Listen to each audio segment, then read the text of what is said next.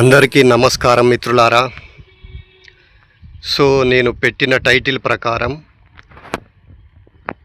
ఆత్మసాక్షాత్కారానికై అంటే ఆత్మసాక్షాత్కారాన్ని పొందుటకై మనం చేసే మార్గాలలో కొన్ని కష్టతరమైన మార్గాలు ఉన్నాయి, కొన్ని తేలికైన మార్గాలు ఉన్నాయి.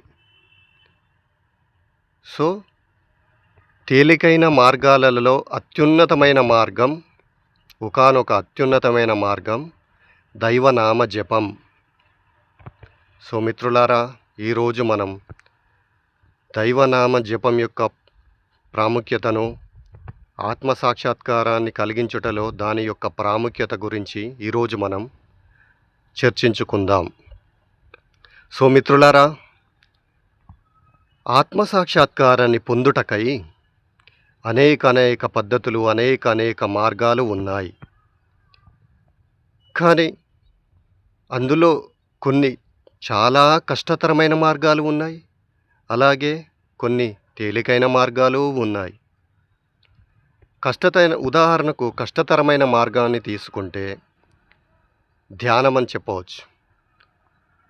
ఎందుకు ధ్యానం కష్టతరమైన మార్గం అని నేను అన్నానంటే, ధ్యాన మార్గంలో సాక్షాత్కార స్థితిని పొందాలంటే, ఉదాహరణకు ఒక 100 మంది ధ్యానానికై ప్రయత్నించారనుకుందాం. 100 మంది ధ్యానం చేస్తే అందులో కేవలం ఇద్దరు లేదా ముగ్గురు మాత్రమే ధ్యాన మార్గం గుండా ఆత్మసాక్షాత్కారాన్ని పొందుతారు. మిగతా 97 మంది తప్పకుండా విఫలమవుతారు. ధ్యాన మార్గం అన్నది చాలా కష్టతరమైన మార్గం. అందులో నీ మనసు పట్టుబడడం అన్నది చాలా కొద్ది మంది మాత్రమే సాధిస్తారు.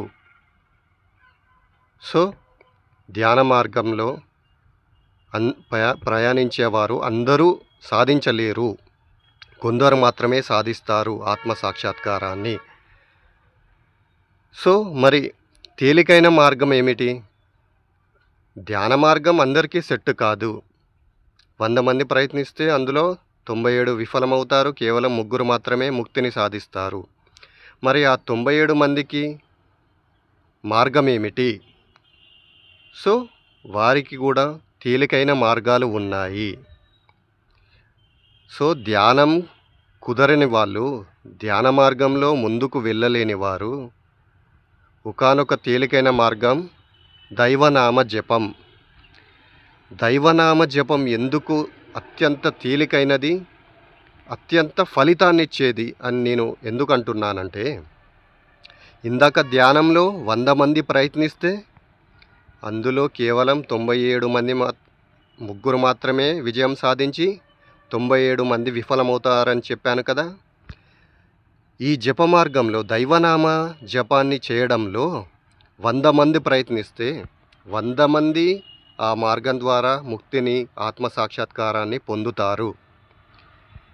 ఇది అక్షర సత్యం మిత్రులారా. ఎందుకంటే దైవనామ జపం ద్వారా ముక్తిని పొందిన మహాపురుషులు, గొప్ప గొప్ప స్త్రీమూర్తులు ఎందరో ఉన్నారు.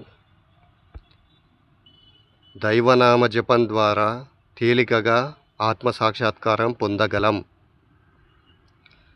దైవనామాన్ని తీసుకోండి, ఏమీ లేదు. దైవనామాన్ని తీసుకొని రోజు ఉదయం 1 గంట పాటు, సాయంత్రం 1 గంట పాటు దైవనామాన్ని జపించడం వలన మీ మనసు ఈజీగా, ఆలోచనలన్నీ అంతరించిపోయి మనసు శుద్ధి జరిగి తప్పకుండా సమాధి స్థితిని పొంది తద్వారా ఆత్మసాక్షాత్కారాన్ని తప్పకుండా పొందుతారు మిత్రులారా. ఇది నేను గాలికి చెప్పడం లేదు.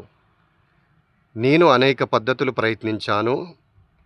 ధ్యాన పద్ధతి ప్రయత్నించాను, యోగా పద్ధతి ప్రయత్నించాను, ఇంకా అనేక రకాల మార్గాలను ప్రయత్నించాను.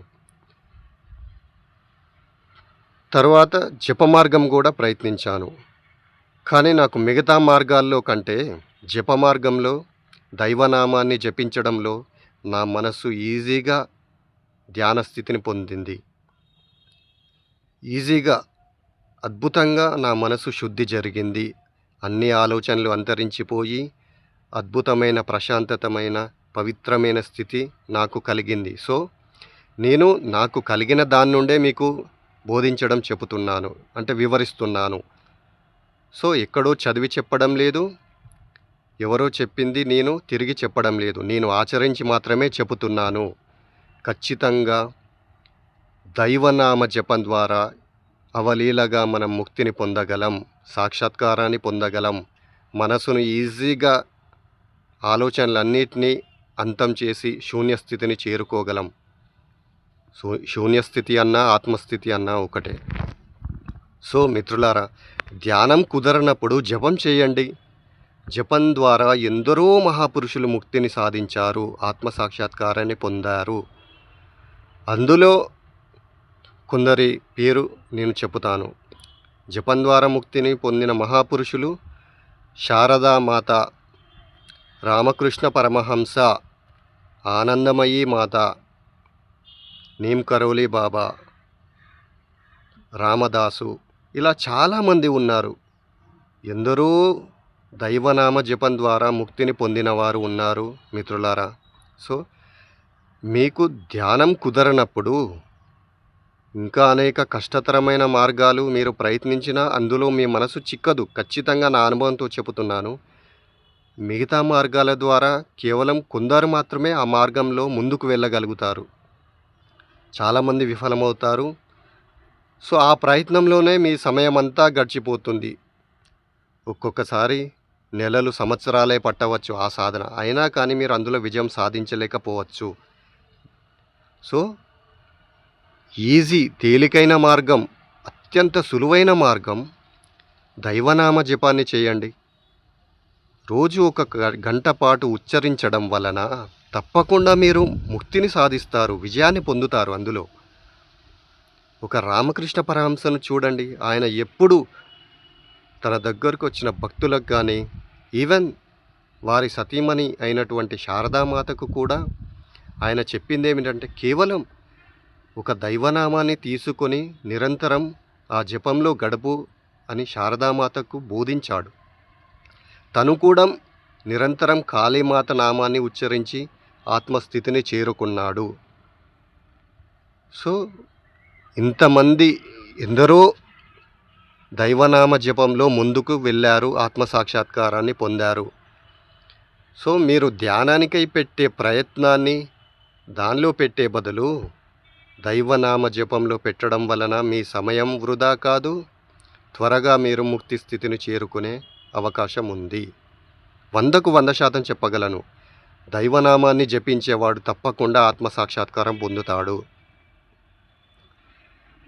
కానీ ఇక్కడ సాధకులు ఏమిటంటే, ఉదాహరణకు జిడ్డు కృష్ణమూర్తి, ఓషో ఇలాంటి వారు ఎందుకో జపానికి విరుద్ధంగా చెప్పడం జరిగింది.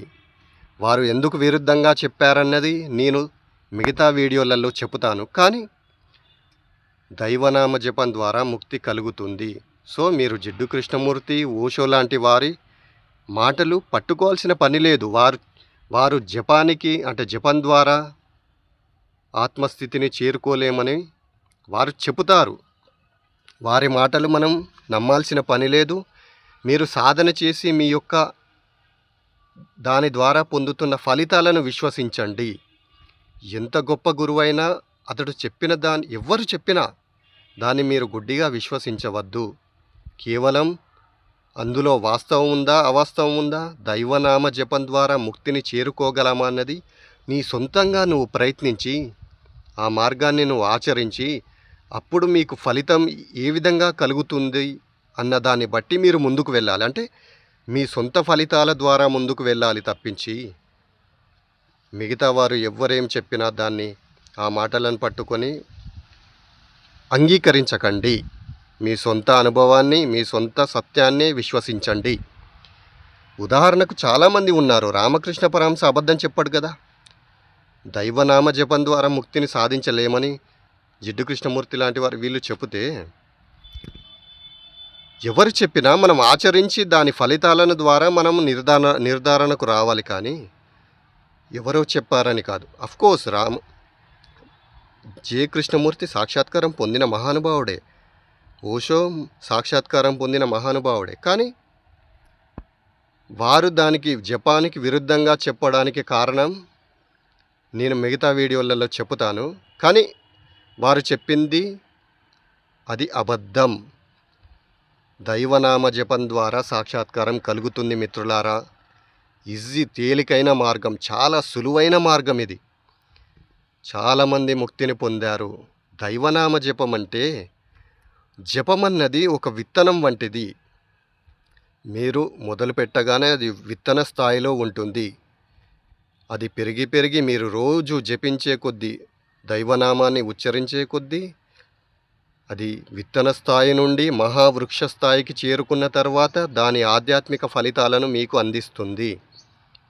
అంటే ఒక విత్తనము పరిపూర్ణమైనప్పుడు, మహావృక్షమైనప్పుడు అది ఎలా ఫలాలను మనకు అందిస్తుందో, జపం కూడా అది విత్తన స్థాయి నుండి మహావృక్ష స్థాయికి చేరుకున్నప్పుడు దాని యొక్క ఫలితాలను కూడా మనకు అందిస్తుంది మిత్రులారా. సో మిగతా వారి మాటలు గుడ్డిగా నమ్మకండి. ఎంత గొప్ప సాక్షాత్కారం పొందినవాడైనా ఇతరుల మాటలు మనకు అనవసరం. మీ సొంత అనుభవాన్ని విశ్వసించండి. నా సొంత అనుభవంతో చెబుతున్నాను. దైవనామ స్మరణ, దైవనామ జపం ద్వారా అవలీలగా ఆత్మ సాక్షాత్కారం పొందవచ్చు. దానికి నిదర్శనాలు చాలామంది గురువులు ఉన్నారు. శారదామాత, రామకృష్ణ పరమహంస, నీమ్ కరోలి బాబా, ఇలా ఎందరో గొప్ప మహాత్ములు ఉన్నారు. సో మిత్రులారా, దైవనామ జపం అత్యున్నతమైన మార్గం. దాన్ని ఆచరించి మీరు ఆత్మస్థితిని పొందాలని నేను కోరుకుంటున్నాను. ఎందుకంటే చాలామంది నా దగ్గరికి మిత్రులు, ఆధ్యాత్మిక మిత్రులు నా దగ్గరికి వచ్చి చాలామంది చెప్పారు నాకు, మాకు ధ్యానంలో ఈ మనసు ఆలోచనలు పట్టుబడడం లేదు, అంటే ఆలోచనలు అంతం కావడం లేదు, ఆలోచన లేని స్థితిని మేము చేరుకోలేకపోతున్నాం ఎంత ప్రయత్నించినా ధ్యానంలో అని నా దగ్గరకు వచ్చి చెప్పారు. ధ్యానం సిద్ధించకపోతే దైవనామస్మరణ చేయండి, జపం చేయండి. అవలీలగా ఆ మనసు చిక్కుతుంది, మీకు మనసు పవిత్రమవుతుంది. దైవనామాన్ని స్మరించడం వలన మీ మనసు క్లీన్ అయిపోతుంది, శుద్ధి జరుగుతుంది. తద్వారా సమాధి స్థితి చేయగా చేయగా చేయగా అది విత్తన స్థాయి నుండి మహావృక్షమైనప్పుడు సమాధి స్థితిని తీసుకెళ్తుంది, ఆత్మ సాక్షాత్కార స్థితిని కలిగిస్తుంది. సో మిత్రులారా, దైవనామ జపం అత్యున్నతమైన మార్గం, అత్యున్నతమైన తేలికైన మార్గం. దాన్ని చేసి ముక్తిని పొందండి. నేను చెప్పింది మీరు గుడ్డిగా నమ్మమని నేను చెప్పడం లేదు. మీరు ఆచరించి ఆ ఆచరణ ద్వారా మీకు వచ్చే ఫలితాలను విశ్వసించండి. సో నేను మీకు నమ్మకాన్ని ఇవ్వడం లేదు, ఒక ప్రయోగం చేయమంటున్నాను. నేను చేశాను, దాని ఫలితాలను పొందాను కాబట్టే నా సొంత ప్రయోగం నుండి మీకు చెబుతున్నాను. నేను ఎక్కడో చదివి ఎవరో చెప్పింది చెప్పడం లేదు. సో మిత్రులారా, ఖచ్చితంగా మీరు దైవనామ జపం వలన ముక్తిని ఖచ్చితంగా పొందుతారు. సో ధన్యవాదాలు మిత్రులారా. మొదటిసారి నా ఛానల్ చూస్తుంటే సబ్స్క్రైబ్ చేయండి, కామెంట్ చేయండి, లైక్ చేయండి. ధన్యవాదాలు.